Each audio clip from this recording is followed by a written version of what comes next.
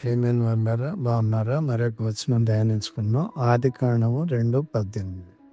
మరియు దేవుడైన యెహోవా నరుడు ఒంటరిగా నుండుట మంచిది కాదు, వానికి సాటి అయిన సహాయమును వాని కొరకు చేయదుననుకొనెను.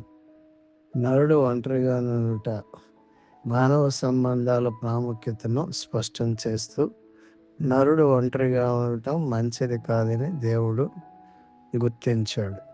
సాటైన సహాయమును వాని కొరకు చేయుట, సహవాసం మరియు భాగస్వామ్యం యొక్క విలువను స్పష్టం చేస్తూ, ఆదామునకు సాటైన సహాయమును వాని కొరకు చేయదునని దేవుడు వాగ్దానం చేశాడు.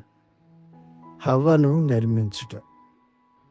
ఈ వచనం హవ్వను నిర్మించిన విధానం తెలుపుతూ, మానవ సంబంధాలలో భాగస్వామ్యమును మరియు ఐక్యత యొక్క ప్రాముఖ్యతను స్పష్టం చేస్తుంది.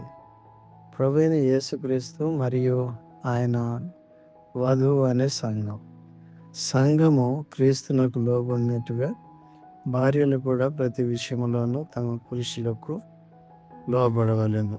ఎఫెసీ 5:24. దేవుడు మీ అందరినీ దీవించును గాక. ఆమేన్.